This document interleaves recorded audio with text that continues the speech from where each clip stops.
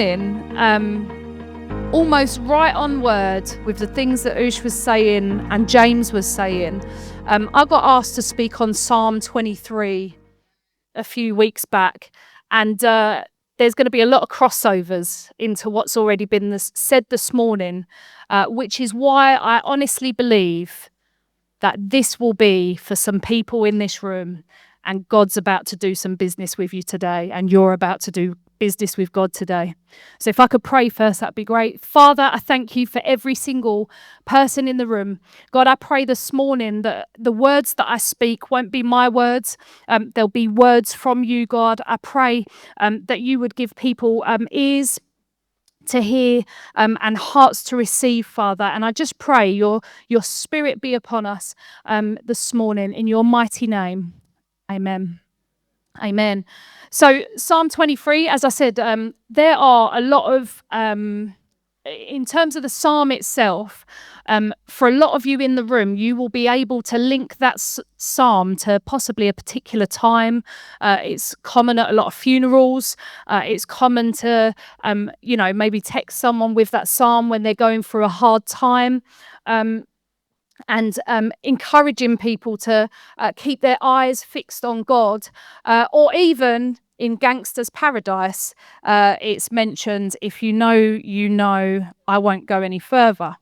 But people believe that this psalm was written, and this isn't like 100% evidence, it's just people are discussing, archaeologists and theologians and stuff, that they believe that the psalm may have been written towards the latter end of David's life, just because David, when he was younger, was a shepherd, and this psalm almost looks like he's had a bit of life experience to be able to look back with the imagery that he gives in Psalm 23. We know that David was a shepherd. It mentions it in the book of Samuel when he was younger, and it was really common for the youngest boy to essentially become a shepherd, and we know that that was him. But believe it or not, I want to tell you about the time that I was a shepherd. Why are you looking at me like that? I want to tell you about the time that I was a shepherd. And can I just say, just a disclaimer, Hannah helped me with my PowerPoint last night.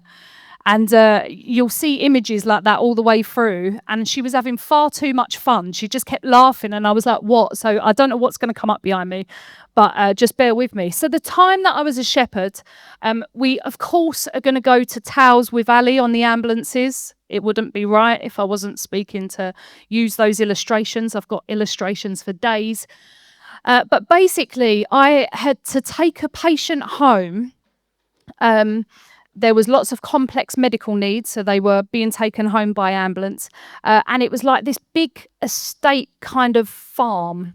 And it's 2014. I had to look it up yesterday to get the picture off Facebook. It's 2014.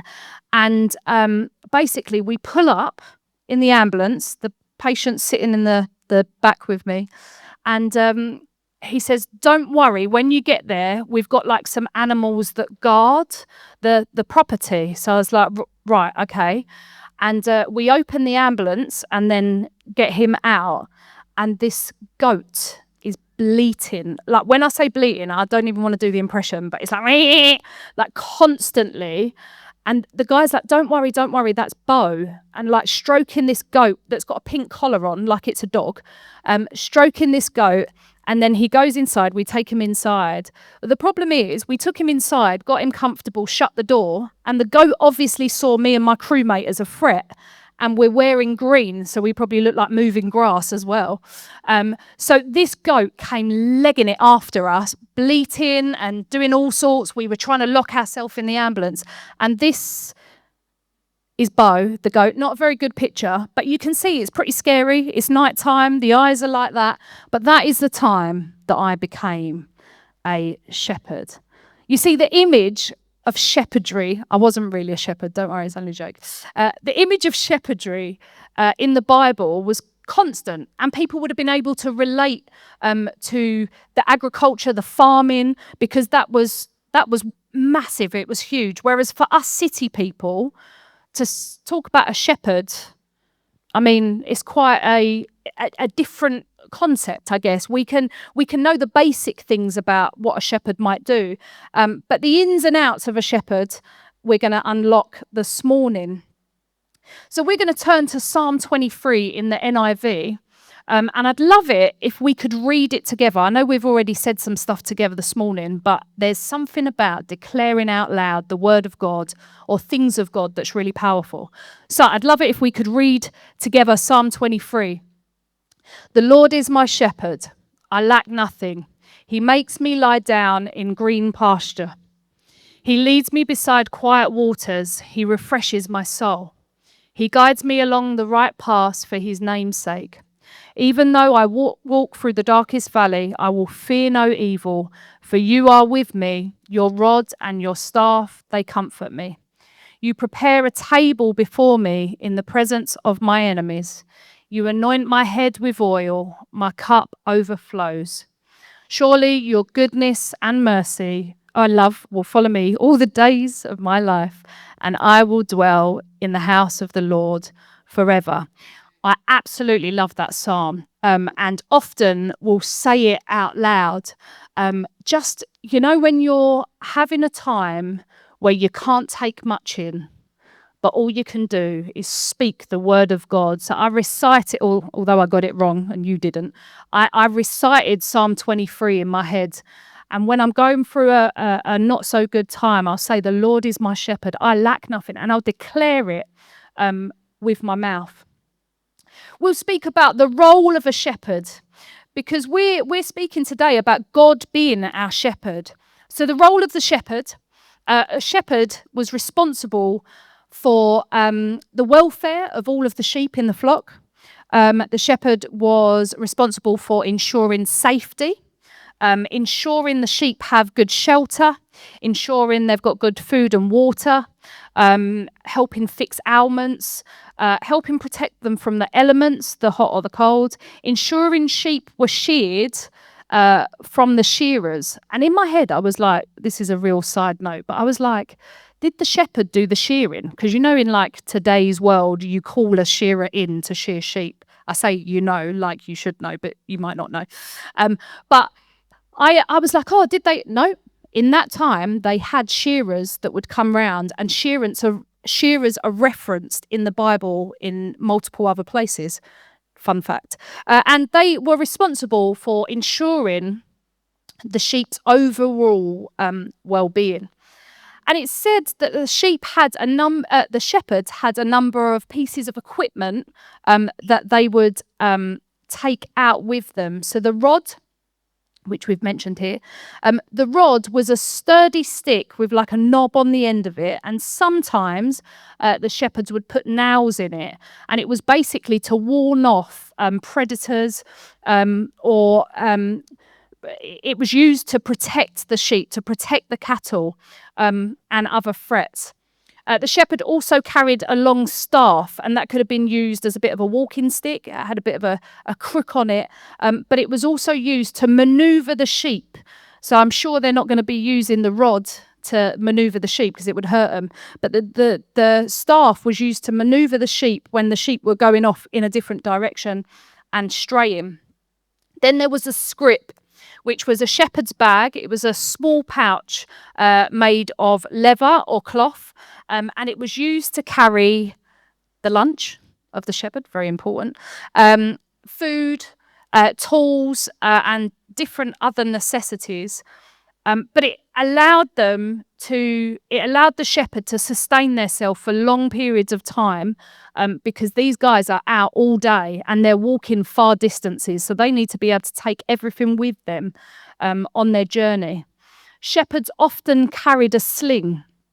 It comprised of a leather pouch on a string, and placing a stone in it, a skilled shepherd could fling rocky projectiles and hit threats from far away. Now it makes sense why David was good to go up to Goliath. Even though he was the youngest, we look at that and think, that's a real weakness. No. The youngest were often the shepherds. So David would have had practice at trying to, knock out, hopefully not knock out, but deter wild animals. The imagery of the shepherd is used continuously throughout the Bible, in the Old Testament and in the New Testament. In the Old Testament, the shepherd is used to show God's relationship with Israel, with the people of Israel. And the prophets would often also use a lot of shepherd imagery in what they were saying. In Ezekiel 34, there's some imagery there. In the New Testament, Jesus was referred to as the Good Shepherd in John 10:11. And also in the New Testament, which is really interesting, the shepherd also refers to the pastoral role in a church. So the pastor essentially is in charge of ensuring the flock is safe and protected. And then I looked at sheep, because we are referred to as sheep in the Bible.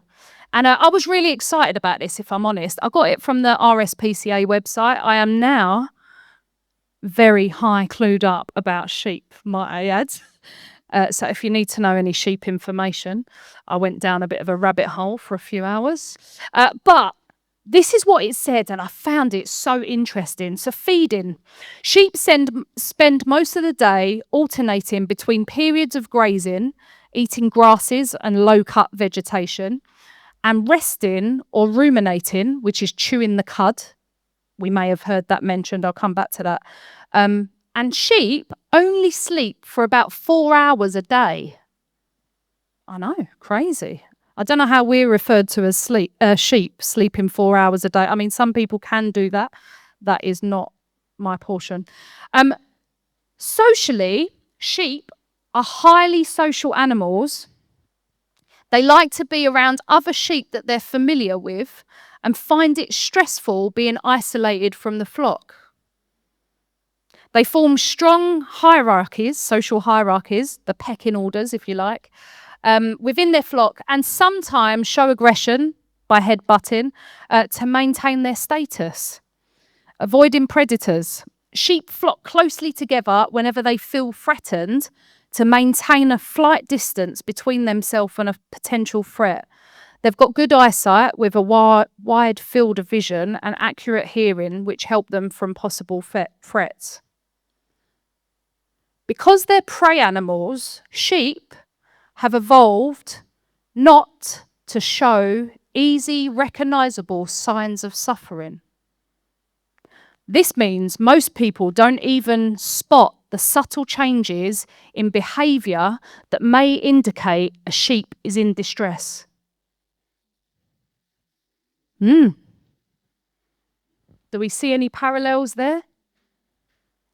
I think it's really interesting that 2,000 years later, the RSPCA have released a document about sheep that we are referred to, like in the Bible.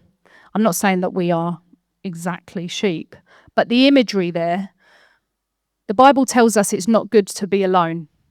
We find out that sheep don't like being alone. They like being in a flock. The Bible tells us we need to chew the cud, chew on the word of God, keep ruminating it, keep going over it, keep learning it, take new things in. There's pecking orders. Some people you want to headbutt. No, Bible doesn't tell us that. Don't worry. But this one hit the most. The Bible tells us that when we're hurt, we shouldn't cover it up. But we do. Because we might not want to show distress or what we're going through because it internalizes. And I think that, along with the isolation, we're not meant to be in isolation, tells me why we are so similar to sheep. So when I look at the imagery of a sheep in this verse, and when I look at the imagery of a shepherd, and when I look that the shepherd is God in this verse, and we are the sheep, I can see exactly what's going on line for line, but I'm going to break that down a little bit. Now, I'm not going to break down every single part of the verse, but I'm going to go pretty much into each one. But the first thing that I saw kind of amongst Psalm 23 is contentment. That's the first thing I pull out. The Lord is my shepherd, I lack nothing, and he makes me lie down in green pastures. You know, the Lord here is the word Yahweh, which is one of the most important, it is the name of God, Yahweh, which means I am.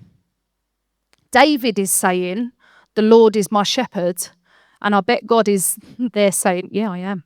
I literally, I am your shepherd. I lack nothing. Humans need basic things to survive. And I feel like this might slightly be clutching at straws, but hear me out. If you are a psychologist or a mental health specialist in the room, please don't come for me after that. I'll say that to the video as well.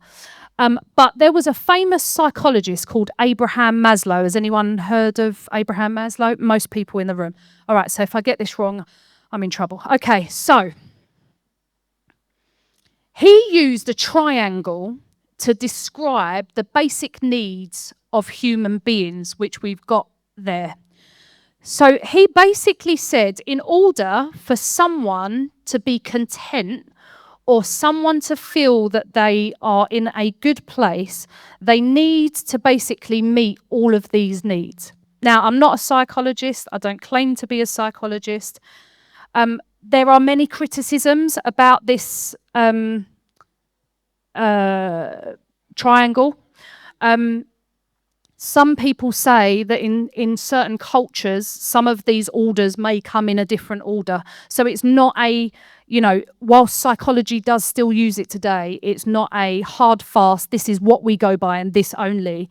It is used loose. But I'm looking at this in relation to sheep, which I'm sure there's never been a parallel between humans and sheep when it comes to Abraham Maslow's psychology of needs. But it proposes that we must first meet the bottom needs. So breathing, food, water, shelter, clothing, and sleep.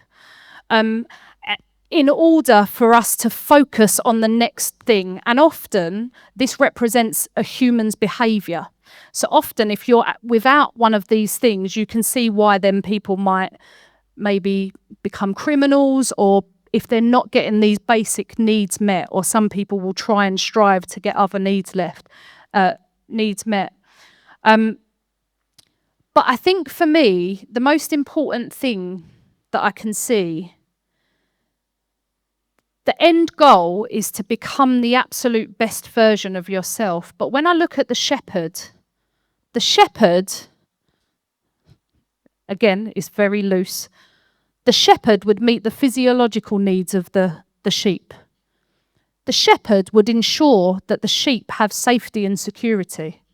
The shepherd would ensure that there's love and belonging within the flock, which we know that the sheep need to be in the flock to form that connection.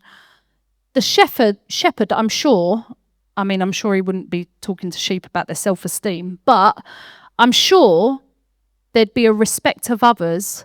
There need to be a unique individual, because it's talking about the Lord being my shepherd. It's a very individual term, my. It is our, but it's a term my, which indicates a real personal relationship.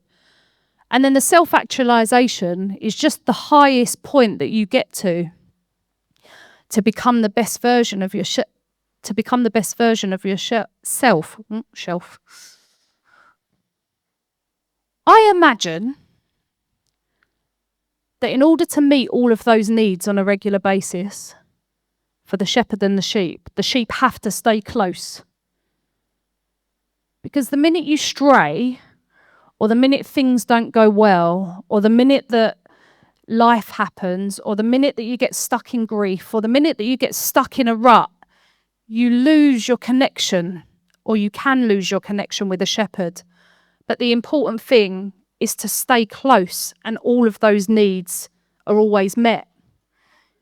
You can't be far, you can't stray and not have all your needs met to God. Again, it's very loose. I'll take that off the screen onto the back onto the original one. Just perfect. Just so we don't get sidetracked by my complete overtake of Abraham Maslow in comparison to a sheep. But all of those basic needs at the bottom, notice it doesn't speak about, for food and water, it doesn't speak about a 5-star hotel food. It's your basic needs. Notice it says shelter. It doesn't say a house with 6 bedrooms. It's shelter. Your self-esteem needs and connection. It doesn't say you get a 5-star holiday somewhere else. All it's referencing is the basic needs. And God gives us all of those basic needs. We may not have all we want, but we do have all we need. And that is what God does for us time and time and time again as the shepherd, is that whilst we may not have the nice car, whilst we may not have this, whilst we may be striving for more and more and more and more continuously, we've got all we need. A want. It's just a want, isn't it? Now, I'm going to be honest, in this heat, I would like, and some of you may already have this, some of you may not, I would like an aircon unit in my house. But I don't have it. But I have all I need to stay cool. I've got a towel that I can run under a bit of water. I can open my window. I can do all of those things. Do you see where I'm going with the extreme? But all we want is more and more and more because we're never satisfied. But actually, it's all irrelevant because we've got all we need, because the shepherd provides all we need and God will ensure all you need. So this morning, if you're in here and you're thinking, I really need that thing, or this thing's not coming through, or that needs to, you may not have it, but you have all you need in this moment. It's a bonus, but it's not something that we should strive for and lose everything and lose our connection with the shepherd, because the want becomes more than being content. So my challenge this morning is to ask you, are you content? And some people can sit there and be like, yeah, I am. No. Evaluate yourself. I'm not asking you to speak to anyone else about it, but evaluate yourself deep down inside. Are you content with what you have right now? We can all want more. We can all want more money. We can all want more things. But are you content? The second thing that I notice is the direction. So he leads me beside quiet waters and he guides me. In order to be led, you've got to want to go. You can't be led if you don't want to go. And often, I think sometimes we take it upon ourselves to lead ourselves in the way that we want to go, even though God hasn't specifically said go that way, or even if he's said don't go that way, we still sometimes know best. Who overrides their sat-nav regularly? Yeah, me. And then who gets stuck in traffic and then has a go at yourself because you should have listened all the time. And I think we do that when it comes to our relationship with God. We need to stay close so that he can lead us. I alluded a little bit a minute ago, but the things that pull us away from staying close: money, social media, the approval of others, continual work, continual need for acceptance. The image of guiding, the shepherd guiding the sheep on the right path was that they had to get to where they needed to be, but they had to go on the right paths. There's no good herding a whole flock of sheep and you're going to go to a dead end, or you're going to go somewhere that could potentially put the sheep in danger. So just even the image of he's leading me beside quiet waters, just what that imagery looks like in your head. If you imagine now quiet waters, God leading you there, it's beautiful. It's absolutely beautiful. And guiding you along the right path. You know, I work with young people, as you know. Some of you are in the room. And for me, when I see young people going down a path that I've either walked down historically or I can see that they're potentially going down there, it is heartbreaking. And you want to do everything you can within your power to be like, please don't do that. You're going to wreck your life. And I've seen it happen time and time again. And sometimes it's ended up fatal. And sometimes it's ended up being like a smaller thing. But the truth is, as much as I advise them, ultimately they have to make sure that they learn to hear the voice of God for themselves, and they have to walk their path. I can't walk their path for them. And, I'm not a parent in this room, but parents in this room, sometimes you cannot walk the path for your kids, but you do know the shepherd who knew them before that they were born, who knows the plans that he's got for them. So your vocal commitment to trying to ensure that they stay on the right path needs to go there, and sometimes not to them, because it pushes them even further. And I'm not saying that in a patronizing way at all, but God is your shepherd and God will guide them. And as long as we keep fixing our eyes up there, whatever happens will happen, but he will bring them along the right path for his name's sake. And I do believe, that's not written down at all, but I do believe this morning that some of you need to know that God has got the situation. God is in control, and there is nothing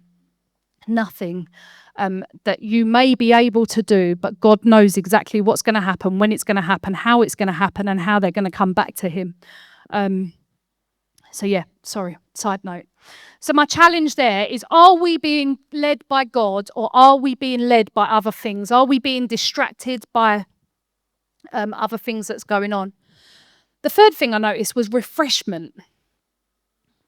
I would love a refreshment right now. Definitely not the right time.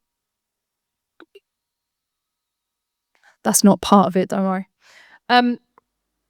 God refreshing your soul, or in some version it says restores, means that every part of you that's lacking or exhausted or spiritually exhausted can be restored when you allow God to lead you towards a refreshment. In the original language, the refreshment means shub. I'm sure there'll be someone that will be able to pronounce it better than I will. But it suggests that it goes back to its original state. For example, a baby at peace with its mum.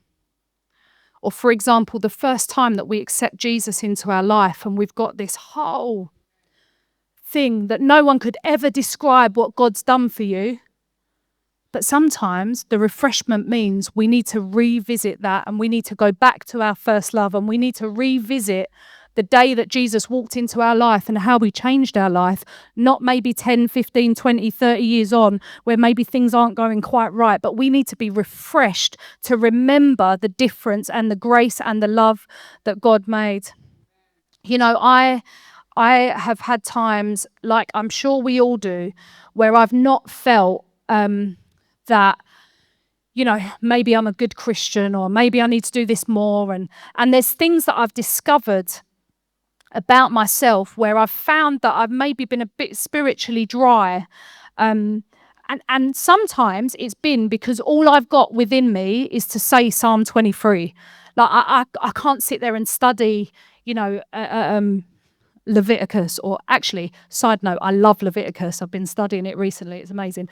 But there are some points in life where life is lifing, things are hard, everything's going wrong, and I just don't have the capacity to sit and study, but I will come back to Psalm 23. But then there's been times I've come to God and said, God, you're going to have to do something because I feel dry. I don't know what to do. And then out of nowhere, but it's not out of nowhere, it's clearly God. There's been things like connecting with him in a new way. So I've discovered audio for the Bible. And for me, to listen to the Bible has changed my world, because I'm not a good reader, but to listen to it, the things that are going in, the things that I'm hearing, the things that I'm seeing. And sometimes that's like our relationship with God. Sometimes we do the same things every day. There's a pattern. It becomes, quite methodical in what we do, but sometimes we need to change up. We need to be restored. We need to be refreshed. We need a new way of doing things in order to connect with God in a new way. Because if you read the Bible the same way all of your life, you are only ever going to get certain things out of it. But if you look at the Bible through a different lens and, how is God speaking about healing? Or how is God speaking about money? Or how does God, when you do something and when you change it up, you can find refreshment in your walk with Christ. There is nothing better in this weather than a fan and some water. And I think some of us may be in a place where we can be spiritually dry, and all you need is an encounter with God to bring you back to your first love, to be refreshed, and it can happen in an instantaneous. Sometimes it doesn't happen in an instantaneous. Sometimes there's a process, and that's okay too. But I believe this morning that as you step out in faith and say, do you know what, God, I need a bit of refreshing this morning because I'm a little bit dry, I honestly believe that he will meet you where you're at. The fourth thing is courage. Even though I walk through the darkest valley, I will fear no evil, for you are with me, your rod and your staff comfort me. We already know about the rod protecting from prey. We already know about the staff to protect the sheep from straying. Valleys in this imagery often can look at our low points in life, or it can talk to us about a really tough time in life, maybe deep fear or danger. I wonder how many of us in this room have felt like we're in a season of walking through a valley and we've been in it for ages. I love the wording, I will fear no evil. Fear, or do not fear, in the NIV version is mentioned between 80 and 100 times. There's a reason for that. Because we're called not to fear. Because Christ has already got the victory. We read that later on. We're not just reading Psalm 23 and we don't know what the outcome is. The outcome is that Christ has the victory. So when we're reading the Old Testament, we're looking at it with the lens that we know what's coming, so we must not fear. There was something that I learned in my, in my discovering of sheep, is that sheep, when they go to rest, sometimes they can have a little wiggle when they go to lay down, and that wiggle or move of position, because they are dirty animals. I'm not saying anyone's dirty in terms of the imagery of the sheep and the relation to us, but they will have a little wiggle, and sometimes it causes them to go on their back, and then all their four legs are up in the air and they're stuck. Ever seen, or maybe you've never seen that, but do you know what I'm saying? Yeah? So imagine us on the floor with our legs and hands in the air. And that's what happens. And the only way that they can get back on their feet is if someone knocks them or a shepherd goes and picks them up. And in Psalm 42, the imagery is, why, my soul, are you cast down? That is called being cast down. That is what a sheep, when they're up like that and they've got nowhere to go and they're vulnerable, they don't know what to do next, they're going to die. It feels like there's something coming over them. That is what that is referring to. The being cast down is that imagery. I felt recently that, I thought that was going to go over.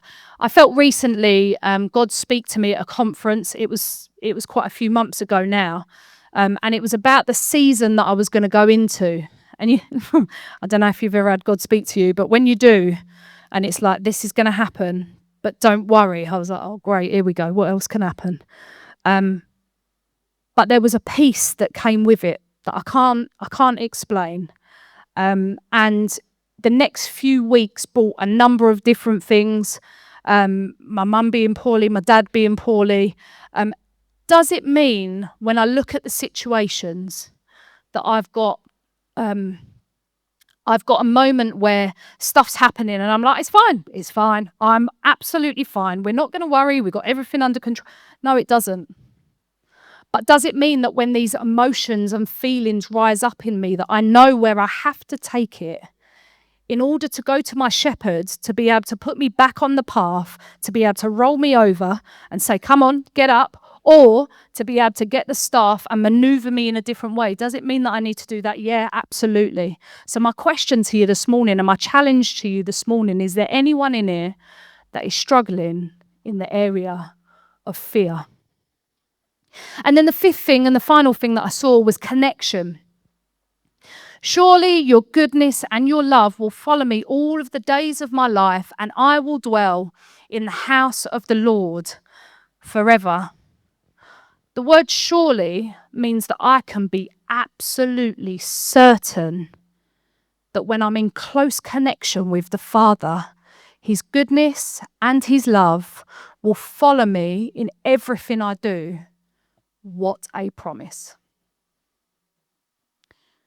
Dwelling in the house is talking about the connection and the closeness to the presence of God, both on earth and in eternity. Do you need to reconnect this morning? You know, God provides all of the things that we need as a shepherd. And whilst I've not tapped into every verse, I could look at the anoint my head with oil. Basically, the shepherd puts oil on the sheep's head to stop flies getting at it and irritants getting at it. I'm sure we need that sometimes.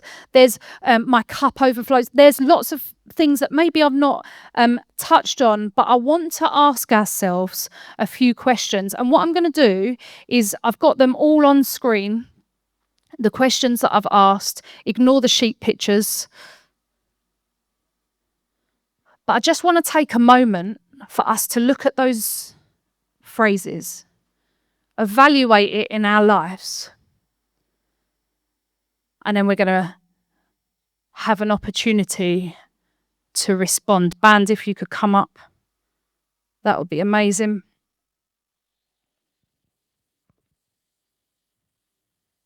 I'll give you a minute to...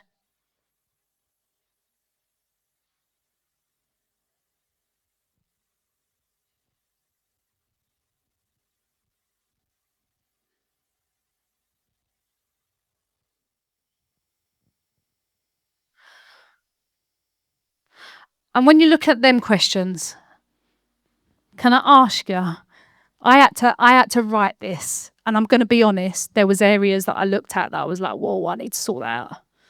Or whoa, I need to...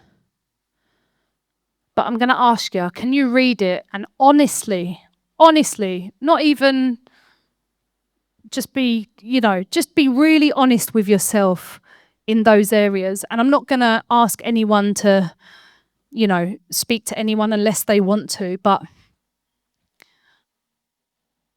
where are you at when it comes to those things?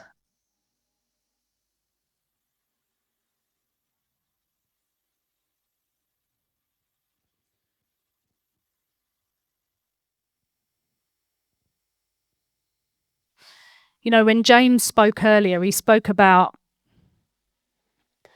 the connections and trying to get connections with people that he didn't know. And sometimes we can get to a place where we are connected, but we feel really disconnected unless God does something. And whilst the subject was slightly different to what I'm speaking about, I wonder if some of us just feel that we need to reconnect on whatever level this morning. So what I'd love to do, if we stand to our feet, we're going to go back into a time of worship. We've got a little bit of time. But this morning, if you are able to and want to, if you would like some prayer this morning, you don't have to say what it is. You may want to say what it is. But if you'd like some prayer this morning about one of these areas, then please, I'll invite you to come forward. We wasn't going to do this, but as Usha was speaking, I bought some, we said about getting some oil out. Maybe some of you need the anointing of oil this morning. And there's no pressure on anyone at all. Maybe some of you need a bit of restoration. Maybe some of you need to feel a bit closer. Maybe some of you need a bit of reconnection. But can I ask, if that's you, come to the front. And as we worship together, we'd love to be able to pray with you. If that's not you, that's fine. But can I ask that you pray for those that are down the front? That would be amazing. Thank you.